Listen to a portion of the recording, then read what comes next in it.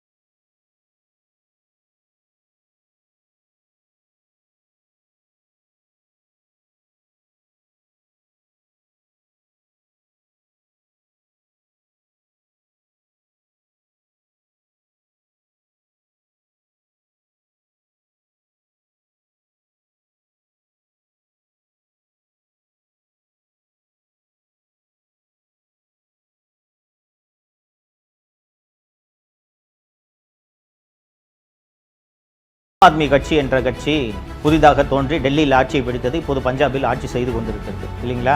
அந்த கட்சி வேறு மாநிலங்களில் இருக்கிறதா என்று கேட்டீர்கள் என்றால் வேறு எந்த மாநிலத்திலையும் அந்த கட்சி சொல்லிக்கிற அளவுக்கு பலமாக இல்லை. ஆம் ஆத்மி கட்சி டெல்லியில் தொடங்கிய போதே தமிழகத்திலும் தொடங்கப்பட்டது. அந்த கட்சி தொடங்கி சில மாதங்களிலேயே அந்த கட்சியில் இருந்தவங்களாம் இது ஒன்றும் விளங்க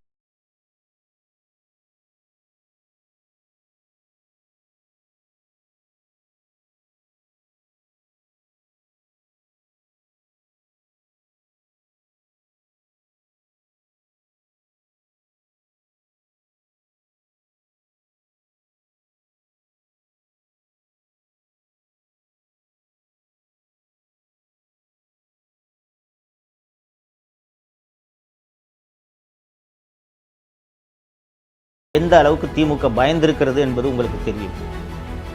ஸோ இது போல லெட்டர் பேட் கட்சி எல்லாத்தையும் தமிழ்நாட்டில் இருக்கக்கூடிய சின்ன சின்ன சாதி சங்கங்கள், ரெசிடென்ட் அசோசியேஷனு, லெட்டர் பேட்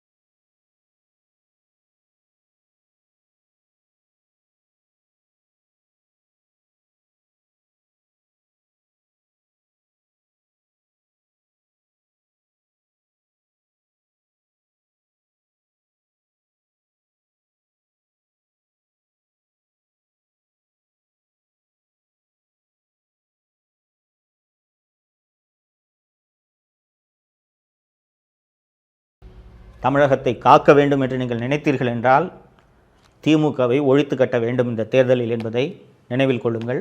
தொடர்ந்து உரையாடுவோம். நன்றி. தமிழகத்தை காப்போம். திமுகவை அழிக்கணும், திமுகவை ஒழிக்கணும், திமுகவை ஒழிக்கிறது அழிக்கலாம் அப்புறம் வச்சுக்கோங்கய்யா. இந்த அழியெல்லாம் அப்புறம் மக்கள் பார்த்துக்குறாங்க. மக்கள் அழியாமல் இருக்கிறதுக்கு என்ன வழி, அதை பண்ணுறதுக்கு நீங்கள் முதல்ல யோசிங்க. முதல்ல எதுக்கு எடுத்தாலும் திமுக அழிக்கணும், திமுக அழிக்கணும், திமுக டேய் சொன்னவனை பூராமே காணாமடா சண்டாளைங்களா. நானும் பார்த்துக்கிட்டு தான் இருக்கேன். அப்போ வந்து பார்க்குறேன், எவனே சொல்கிறானோ அவன் ஆளை காணாம். எங்கே இருக்காயின்னு தெரிய மாட்டேங்குது. நான் ரொம்ப விலாவரியாக பேசுறது வெறி சிக்கலாகி போவோம். அது வேண்டாம். நான் ரொம்ப டீப்பாக உள்ளே போக விரும்பலை. நானும் பார்த்துக்கிட்டு தான் இருக்கேன். திமுக அழிக்கணும், எப்படி நான் முடியும் அழிக்கிறதுக்கு? எப்படி முடியும்? அது தஞ்சாவூர் கோபுரம் மாதிரி நிற்கிது, பெரிய வரலாற்று படைச்சு போய் நிற்கிது. திமுகங்கிறது ஒரு சாதாரண சாம்ராஜ்யமாக அது. அதை பற்றி சொல்கிறதுக்கு நிறைய விஷயங்கள் இருக்குது. அந்த மாதிரி சொல்கிறதுக்கு எந்த கட்சியிலையும் எந்த விஷயமும் கிடையாது. என்ன இருக்கு? ஒன்றுமே கிடையாது. இப்போ இடையில ஒரு சம்பவம் நினச்சிங்க. திடீர்னு எல்லாருடைய அக்கௌண்ட்லேயும் ஒரு 5000 ரூபா போட்டார். மக்களுக்கெல்லாம் வந்து இன்ப அதிர்ச்சி. இந்த திமுக அழியணும் சொன்னான் பாருங்க, அவன் நல்லா அசந்து தூங்கி இருந்தவனுக்கு காதில் போய் யாராவது சொல்லிப்பாங்க, 5000 போட்டாங்களா? ஏன்டா? ஏன்? மக்கள் சந்தோஷமாக அவங்க இன்ப அதிர்ச்சியோடு இருக்கா. இவன் அதில் அந்த அதிர்ச்சியில் திமுக அழியன்னு சொன்னவன் அதில் பாதி பேர் செத்து போயிட்டாங்கன்னா அந்த நியூஸே வெளியே வரல. இன்னும் அவன் பாட்டுக்கு இஷ்டத்துக்கு இருந்தா 5000 போட்டு விட்டான்டான். இதுக்கு இது என்ன பிரமாதம்? இதை விட இன்னும் நிறைய இருக்குடி மாப்பிள்ளை, இன்னும் நிறைய இருக்கு. இன்னும் எக்கச்சக்கமான விஷயம் பண்ண போகிறார். அவர் சாதாரண ஆள் நினச்சிக்கிட்டு இருக்காங்க எல்லாரும். தமிழக முதல்வரை ஐயா ஸ்டாலின் அவர்கள் வந்து அப்படியே சாதாரணமாக தான் இருக்காரு நினைக்கிறாரு. கிடையாது. நீங்கள் என்ன வேணாலும் பேசு, என்ன வேணாலும். ஏன்னா பேச வேண்டிய வசனத்தை பூரா மேடையெல்லாம் பேசினே ஆகணும், பேசிக்கிட்டே இரு. ஆனால் செயல்பாடுகள் இருக்க ஒரே ஒரு கட்சி திமுக தான். இந்த தமிழ்நாட்டில் தங்கச்சி சகோதரி சொன்ன மாதிரி தமிழ்நாட்டில் இந்த கட்சியை விட்டால் வேற எந்த கட்சிக்கும் இந்த பவர் கிடையாது. ஒரே ஒரு விஷயத்தை மட்டும் நல்லா சொல்லிடுறேங்க. நான் ஒரு விஷயத்த சொல்லிடுறேன். நீங்கள் நம்ம ஆட்சி திமுக ஆட்சி இது இல்லாமல் கொஞ்ச நேரம் கற்பனை பண்ணி பாருங்களேன், தமிழ்நாடே அழிஞ்சிடும். நம்ம கட்சி இல்லைன்னா இதுக்கு ஈக்குவலாக இந்த நாட்டில் ஆள்றதுக்கு தமிழ்நாட்டில் யாருமே கிடையாது. வேற யார் வந்தாலும் அன்றைக்கி தலைவர் சொன்னார் பாருங்க, ஒரு வார்த்தை அருமையாக சொன்னார். ஒரு வார்த்தை சொன்னார், அதாவது வேற கட்சின்னு நினச்சிங்கன்னா நம்ம போட்ட திட்டங்கள்லாம் காலி ஆகிடும். அவன் ஒரு சட்டத்தை மாற்றுவான், திட்டத்தை மாற்றுவான், என்னென்னமோ பண்ணி மொத்தத்தில் தமிழ்நாடுங்கிற பேரே தூக்கிடுவாங்க. அவ்வளோதான். அதுக்கு வேண்டி ஏற்பாடெல்லாம் பண்ணிடுவாங்க. ஏன்னா தட்டி கேட்கறதுக்கு அந்த சைடில் எங்கேயுமே யாருமே இல்லை நம்ம கட்சியை தவிர. எந்த நெருக்கடியும் சந்திக்கக்கூடிய ஒரே ஒரு தலைவன் தமிழ்நாட்டில் முதல்வர் ஐயா ஸ்டாலின் அவர் தான். எந்த நெருக்கடியும் எந்தனையும் சந்திக்கக்கூடிய அளவுக்கு அவருக்கு தைரியமும் தன்னம்பிக்கையும் அவர் இருக்குது. அவர் ஒரு ஆள் இருக்கனால தான் தமிழ்நாட்டுக்கும் பாதுகாப்பு, தமிழ்நாட்டு மக்களுக்கும் பாதுகாப்பு, தமிழக பெண்களுக்கும் பாதுகாப்பு, மகளிருக்கு பாதுகாப்பு, எல்லா குழந்தைகளுக்கும் பாதுகாப்பு, எல்லா செல்வங்களுக்கும் பாதுகாப்பு. இந்த கட்சி மட்டும் இல்லைன்னா சத்தியமாக சொல்கிறேங்க, என் தாய் மேலே சத்தியமாக சொல்கிறேன், நம்மளுக்கெல்லாம் கேடுகாலமாயிரும், கொன்னுடுவாங்க. யார் இருக்கா சொல்கிறதுக்கு ஆள் இல்லைங்க. நான் அப்படியே எட்டி பார்க்க உன்னத்தை வேற மாதிரி காணலாத்தான் இருக்காங்க. நம்ம வெற்றி 200க்கு மேலே நம்ம கண்டிப்பாக ஜெயிப்போம். தங்கச்சி சொன்னாங்க பாருங்க, பரிவின் சுல்தான் அருமையாக சொன்னாங்க. 200 தொகுதிக்கு மேலே நம்ம 200ங்கிறது லட்சியம், நிச்சயம். 200க்கு மேலே இப்போ ஜெயிக்க போகிறது லட்சியம். ஆனால் அதுக்கு மேலே 34க்கு முதலமைச்சர் யாருன்னா நம்மால் தான், நம்ம தலைவர் தான். 34 தான், 234, 200 நம்ம ஜெயிப்போம். அந்த 234 பாருங்க, அதுக்கு நம்ம தான் முதலமைச்சர். ஆனால் இப்போ நடந்துக்கிட்டு பாருங்க, இந்த விழா நடக்குது பாருங்க, இது சத்தியமாக இந்த விழா வந்து அவருடைய பிறந்த நாளுக்கு நடக்கிற விழா கிடையாது. 2024 அடுத்த முதலமைச்சராக அவர் வரப்போறாரு பாருங்களா. அதுக்கு பரிசாக கொடுக்க போகிற விழா அந்த விழா. நான் இப்பயே அவருக்கு வாழ்த்து சொல்லினேன்.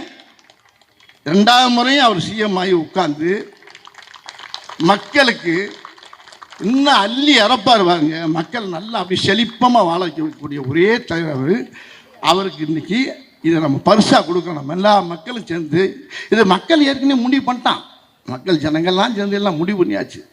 இவர் தான் முதலமைச்சர், இவரை விட்ட ஒரு ஆள் இல்லைங்கிறது மக்களுக்கு நல்லா தெரியும், எல்லா தாய்மார்களுக்கும் தெரியும். இது இந்த விழாவுக்கும் சேர்த்து நடக்கக்கூடிய நம்ம பரிசாக கொடுக்கக்கூடிய அருமையான விழாவை தான் இன்றைக்கி சேகர் பாபுன்னு ரொம்ப அற்புதமாக வச்சுருக்காரு. ஆகையினால தயவு பண்ணி எல்லாருமே நம்ம சாதாரண இருந்துடக்கூடாது, கடுமையாக நம்ம உண்மையில் உழைக்கணும். நம்ம உழைக்கிறதுக்கு பிறந்த கட்சி தான் திமுக. உழைக்கிற கட்சி தான் பூராமே அப்படித்தான் இருக்கான். எல்லாருமே உழைப்பு உழைப்பு உழைப்பு. அது தலைவரே அப்படிப்பட்ட ஆள் தான். ஆகையினால இது ஒரு பெரிய மாபெரும் விழா. இந்த விழாவில் நம்ம கலந்துக்கிறது அவர் ஜெயிச்சதுனால நடக்கக்கூடிய வெற்றி விழாவாக நான் நினைக்கிறேன். அவர் இந்த முறையுமே கடமையாக பெரிய வித்தியாசத்தில் ஜெயிச்சு மக்களுக்கு ரொம்ப நல்லது செய்வார். ஆகினால அவர் தீர்க்க ஆயுஷா கையாசோகத்தோடு நல்லா இருந்து மக்களுக்கு நல்லா செய்யணுங்கிறத நம்ம எல்லாருமா சேர்ந்து பிரார்த்தனை பண்ணிக்கிறோம்.